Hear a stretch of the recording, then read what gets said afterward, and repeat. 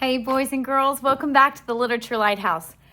I think you know I only read books that I really enjoy, and I really love Frances. I've already read to you a Frances book before, but I just couldn't leave out A Bargain for Frances because I remember this one teaching me some lessons when I was growing up. And so I hope to share a little light and joy and wonder with you as we enjoy A Bargain for Frances. Now, I have a question. Do you have a friend? And does sometimes you and your friend get in a fight over something?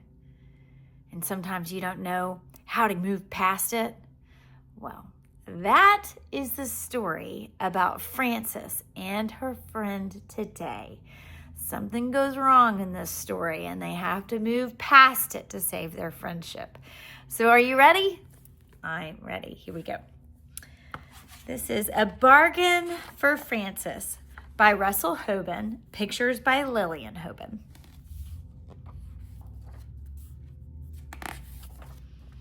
It was a fine summer day, and after breakfast, Frances said, "I'm going to play with Thelma." "Be careful," said Mother. "Why do I have to be careful?" said Frances. "Remember the last time?" said Mother. "Which time was that?" said Frances. "That was the time you played catch with Thelma's new boomerang," said Mother. "Thelma did all the throwing and you came home with lumps on your head." "I remember that time now," said Frances. "And do you remember the other time last winter?" said Mother. "I remember that time too," said Frances. "That was the first time there was ice on the pond. Thelma wanted to go skating and she told me to try the ice first." "Who came home wet?" said Mother. "You or Thelma?" "I came home wet," said Frances. "Yes," said Mother. "That is why I say be careful, because when you play with Thelma, you always get the worst of it." "Well," said Frances, "this time I do not have to be careful. We are not playing with boomerangs. We are not skating. We are having a tea party, and we are making a mud cake." "Be careful anyhow," said Mother. "All right," said Frances. Frances took her dolls to Thelma's house. She took her alligator doll and her elephant doll, and she took her snake doll and her teddy bear too. As Frances walked to Thelma's house, she sang, "Alligators, bears, and me are very fond of drinking tea. The elephant and the wiggly snake are happy when they eat their cake." Frances and Thelma made a mud cake. They put daisies on it for frosting, and then Thelma got out her dolls and her tea set. "I'm saving up for a tea set," said Frances. "I'm saving all my allowances." "This is the best kind to get," said Thelma. "It is plastic and it has red flowers on it." "That is not the kind that I want," said Frances. "I want a real china tea set with pictures on it in blue. The tea set I want has trees and birds and a Chinese house and a fence and a boat and people walking on a bridge. I used to have that kind of tea set, but all I have now is part of the teapot. The rest of it is broken." "That is why that kind of tea set is no good," said Thelma. "The cups break and the saucers break and the teapot and cream pitcher and sugar bowl break, and then the set is all gone. My tea set has red flowers and it does not break unless you step on it." "Well," said Frances, "I am saving up for the other kind." "How much have you saved up?" said Thelma. $2.17, said Frances. "How much does the tea set cost?" said Thelma. "I don't know," said Frances. "I'm sure they cost a lot," said Thelma. "It will take you a long time to save up all that money." "I know," said Frances, "and I wish I had a tea set now." "Maybe I will sell you mine," said Thelma. "I don't want yours," said Frances. "I want a real china one with pictures on it in blue."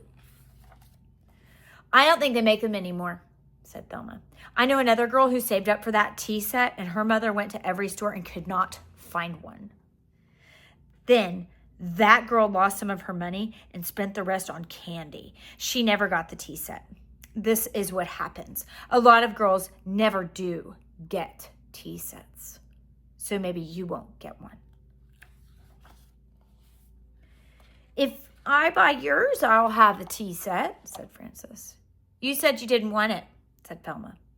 And anyhow, I don't want to sell it now.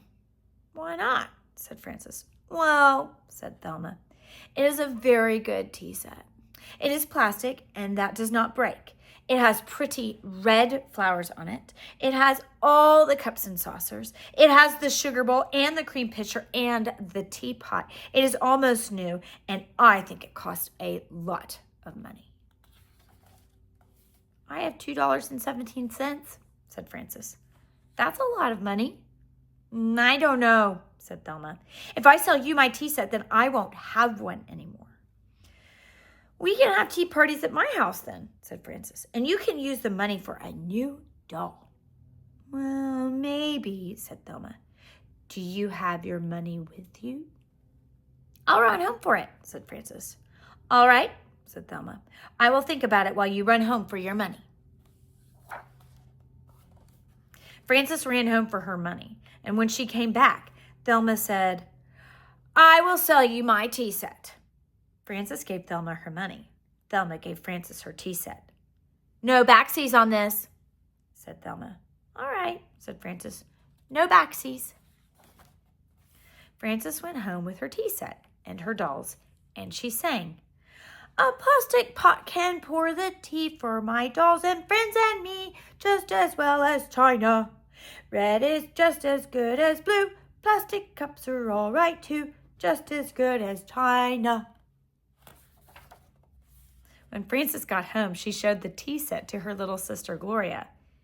That is a very ugly tea set, said Gloria.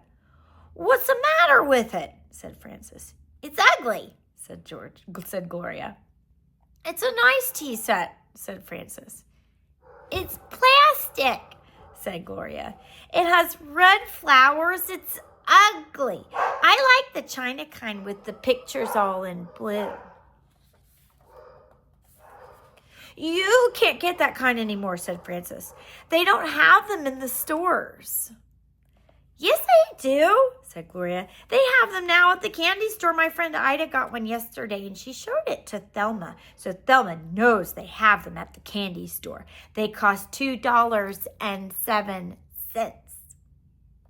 Frances walked slowly to the candy store. She looked inside, and there was Thelma. Thelma gave the shopkeeper her money. The storekeeper gave Thelma a china tea set with pictures all in blue. Thelma did not see Frances as Frances walked away. Frances sang a little song as she walked away. Now that's plastic's what I've got. Backsies are what there is not. Mother told me to be careful, but Thelma better be bewareful. Frances thought about no backsies all the way home. When she got home, she put a penny in the plastic sugar bowl of her tea set. Then she called Thelma on the telephone. Hello, said Thelma. Hello, said Frances. This is Frances. Remember, said Thelma, no backsies. I remember, but are you sure you really want no backsies? Sure, I'm sure, said Thelma.